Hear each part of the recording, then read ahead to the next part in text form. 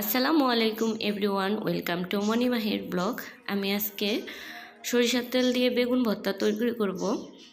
বেগুন ভর্তার জন্য বেগুন, শুকনা মরিচ, রসুন, পেঁয়াজ সব কিছু কেটে পরিষ্কার করে ধুয়ে একটা কড়াইয়ের মধ্যে নিয়ে নিলাম। লবণের গুঁড়া, হলুদের গুঁড়া দিয়ে দিলাম। পরিমাণ মতো সরিষার তেল দিয়ে বেগুনগুলো ভালোভাবে ভেজে নেব।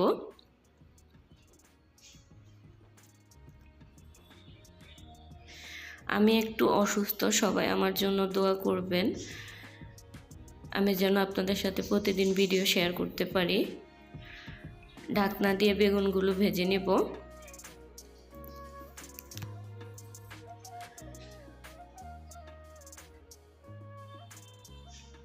ঢাকনা সরিয়ে বেগুনগুলো এপিট ওপিট ভালোভাবে নেড়ে দেব।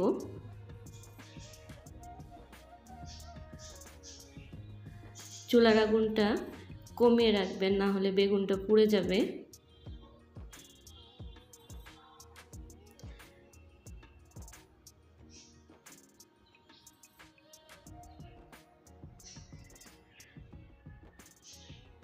আমার ভিডিওগুলো যদি আপনাদের ভালো লাগে, আমার চ্যানেলটা সাবস্ক্রাইব করে পাশে থাকা বেল আইকনটি প্রেস করে দিবেন পরবর্তী ভিডিও নোটিফিকেশনের জন্য।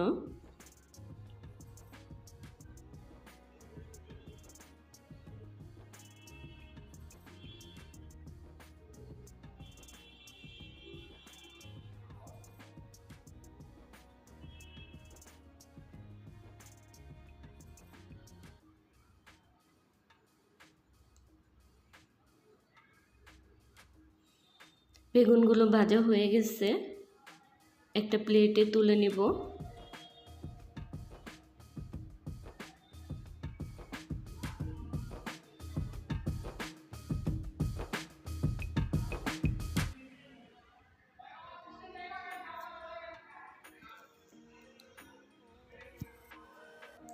বেগুনটা ঠান্ডা হয়ে গেছে, হাতের ডলে বেগুনের ভর্তাটা আমি তৈরি করে নিব।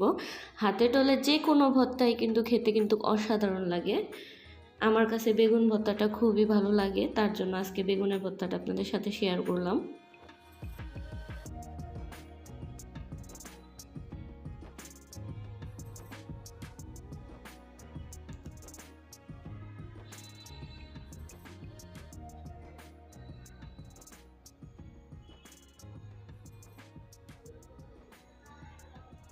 ধনেপাতা কুচি দিয়ে দিলাম।